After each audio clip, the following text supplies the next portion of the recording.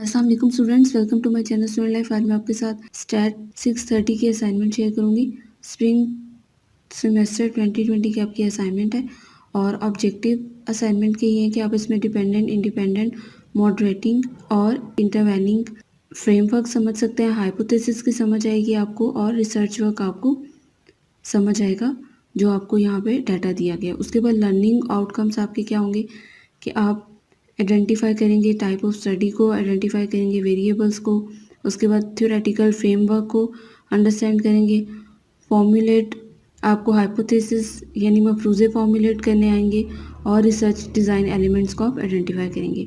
उसके बाद सिनेरियो आपसे शेयर किया गया कि एक रिसर्चर ने प्लान किया कि जॉब सेटिस्फेक्शन डॉक्टर्स की मालूम करने के लिए, यानी उससे कोविड-19 की जो सिचुएशन चल रही है वायरस की, उसने सोचा कि मैं इसमें एक रिसर्च स्टडी करता हूँ इस चीज़ के बारे में कि डॉक्टर्स अपनी जॉब से कितने सेटिस्फाइड हैं, अगर उनकी पे इंक्रीज़ की जा रही है और उनका जो टाइम है, ड्यूटी का जो टाइम ड्यूरेशन है उसको कम किया जा रहा है, तो उनके लिए कितना सेटिस्फाई कर रहा है उनको और वो उस चीज़ से कितना खुश हैं, या उनकी जो जॉब है वो अपॉर्चुनिटीज़ उनकी कितनी अच्छी हो रही हैं, वो उसको कितना अवेल करना चाह रहे हैं। और इसके लिए उसने जो लाहौर के 10 बड़े हॉस्पिटल से उनको उसने सेलेक्ट करवाया और उसमें से उसने ये डाटा इकट्ठा किया। तो उसके बाद आपके पास रिक्वायरमेंट्स क्या हैं कि आपने एक डायग्राम डेवलप करनी है जो आपको ऊपर जो रीडिंग दी गई है इसको पढ़ने के बाद, और उसमें से आपने क्लियरली बताना है कि ये क्या वेरिएबल्स हैं। ठीक है, उसके बाद सेकंड में क्या है कि आपने हाइपोथेसिस डेवलप करने हैं अब आप केस से। ठीक है, उसके बाद आपने आइडेंटिफाई करना है रिसर्च डिज़ाइन के सिनेरियो को, रिसर्च डिज़ाइन को जो आपके पास सिनेरियो है उसमें से। उसके बाद क्या है, टाइप ऑफ रिसर्चेस बतानी है, जस्टिफाई करना है अपना आंसर आपने, बेसिक और अप्लाइड जो टाइप्स हैं वो बतानी है, टारगेट पॉपुलेशन बतानी है, डाटा कलेक्शन टूल बताने हैं और टाइम हॉरिजन को जस्टिफाई करना है। उसके बाद इंस्ट्रक्शंस आपके साथ दी गई हैं कि आपने जो भी असाइनमेंट आपको दी गई है उसके जो भी स्टेटमेंट है, जो भी आर्टिकल है, उसको अच्छे तरीके से केयरफुली रीड करें और इरेलीवेंट मटेरियल सोल्यूशन में ना इंक्लूड करें। उसके बाद ओरिजिनल आंसर, कोशिश करें कि आपका आंसर ओरिजिनल हो।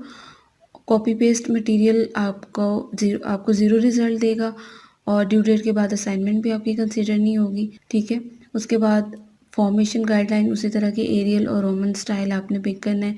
फ़ॉन्ट साइज़ आपका 12 हो और एमएस वर्ड में आपने इसको रेडी करना है। ब्लू और ब्लैक फ़ॉन्ट कलर आप यूज़ कर सकते हैं। उसके बाद मार्किंग के रूल हैं कि ड्यू डेट के बाद आपको इसकी सबमिशन पे कोई मार्क्स नहीं दिए जाएंगे। उसके बाद अगर फ़ाइल आपकी करप्ट हुई तो भी नहीं दिए जाएंगे, और जो फॉर्मेट आपको दिया गया उससे हट के आपने फ़ाइल का कोई फॉर्मेट बनाया तो वो भी आपकी कंसीडर नहीं की जाएगी। चीटेड कॉपी डाटा आपका कंसीडर नहीं किया जाएगा। तो उम्मीद है आपको इसकी क्वेश्चन की समझ आ गई होगी। तो अब सोल्यूशन देखते हैं क्या है। अब इसका सोल्यूशन देखते हैं क्या है। सोल्यूशन में सबसे पहले आपने सिचुएशन ऊपर की सब जो आपको गिवन आर्टिकल है या जो डाटा है उसको, सिनेरियो है, उसको आपने पढ़ लिया अच्छे से। उसके बाद आपने रिक्वायरमेंट्स देखी। सबसे पहले आपने फ्रेमवर्क इसका रेडी करना है, तो ये इसका फ्रेमवर्क होगा और इसमें पॉजिटिव रिलेशनशिप शो हो रहा है।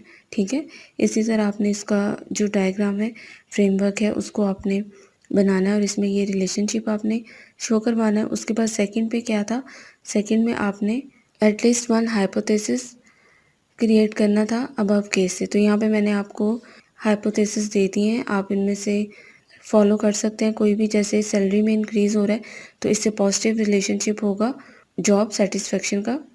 ठीक है, उसके बाद क्या है, अगर वर्किंग आवर्स रिड्यूस हो रहे हैं तो भी जॉब सेटिस्फेक्शन ज़्यादा होगी। ज़ाहिर है कि जितना ज़्यादा आपको कम टाइम है और सैलरी ज़्यादा है तो सब जॉब में यही चाहते हैं।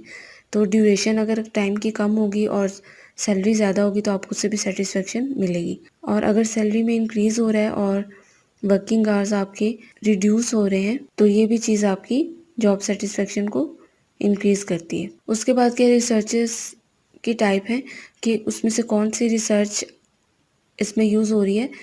तो इसमें क्या अप्लाइड रिसर्च यूज़ हो रही है इस सिनेरियो में, क्योंकि अप्लाइड रिसर्च जो है वो मोस्टली बिजनेस स्टडी में और इस तरह की जो मेडिसिन या रिसर्चर्स जिसमें अपने लोगों से डाटा कलेक्ट करना होता है ग्रुप की सूरत में, और या किसी प्रॉब्लम को सॉल्व करना होता है या बिहेवियर को शो करवाना होता है तो उसमें आप अप्लाइड रिसर्च यूज़ करते हैं। तो जॉब सेटिस्फेक्शन में आपने लोगों का बिहेवियर देखना था, उसको सर्च करना था, तो उसमें आपने क्या अप्लाइड रिसर्च को यूज़ किया। उसके बाद टारगेट पॉपुलेशन आपकी क्या थी कि आपने उन डॉक्टर्स की पॉपुलेशन को टारगेट करना था जो कोविड-19 की सिचुएशन में काम कर रहे थे। यानी जो कोविड-19 के जो वार्ड्स लाहौर में हॉस्पिटल्स में रेडी किए गए थे, जिनमें उन डॉक्टर्स की ड्यूटी थी, उन डॉक्टर्स की पॉपुलेशन को आपने इसमें टारगेट करना था। उसके बाद डाटा कलेक्शन टूल क्या था कि आपने 5 पॉइंट का एक क्वेश्चनर बनाना था, ठीक है, जिसमें आपने उनसे वो सॉल्व करवाना था डॉक्टर से और उनसे आपने देखना था कि आपको क्या रिजल्ट मिलता है, जॉब सेटिस्फेक्शन मिलती है या दूसरा कोई और रिजल्ट मिलता है, मतलब आप डिससेटिस्फाई थे उससे या सेटिस्फाई थे। तो आपने क्या किया, आपने 5 पॉइंट पे एक क्वेश्चनर जो है वो रेडी किया। उसके बाद क्या था, क्रॉस सेक्शनल इसमें यूज़ हो रहा था क्योंकि इससे जो है आप on the spot data collect कर रहे होते हैं, उसी वक्त आपको उसका स्पेसिफिक टाइम पीरियड होता है जिसमें हमने डाटा कलेक्ट करना होता है, तो उसी वक्त आपको वो डाटा कलेक्ट हो जाता है। लेकिन जो दूसरा मेथड होता है उसमें आप ओवर द टाइम और बाय द टाइम उसको इकट्ठा करते रहते हैं डाटा को, ठीक है। क्योंकि क्वेश्चनर है, क्वेश्चनर को आपने उसी वक्त सॉल्व करवाया और आपको उसी वक्त पता चल गया कि इसमें क्या परसेंटेज मुझे मिल रही है मेरी रिसर्च की, ठीक है, जो मैं रिसर्च करना चाह रहा हूँ। तो ये इस असाइनमेंट का सोल्यूशन था। उम्मीद है आपको समझ आ गया होगा। फिर भी कोई कन्फ्यूजन हो तो आप पूछ सकते हैं और चैनल को प्लीज़ सब्सक्राइब ज़रूर करें, वीडियो को लाइक ज़रूर किया करें और शेयर ज़रूर किया करें। अगर आपके पास कोई ग्रुप्स हैं या आपके फ्रेंड्स हैं तो आप उनके साथ ज़रूर वीडियो का लिंक, चैनल का लिंक शेयर किया करें। और ये जो फाइल है इसका लिंक मैं डिस्क्रिप्शन बॉक्स में दे रही हूँ, आप वहाँ से इसको फॉलो कर सकते हैं। उम्मीद है आपको समझ आ गया होगा और मुझे दीजिए इजाज़त। अल्लाह हाफिज़।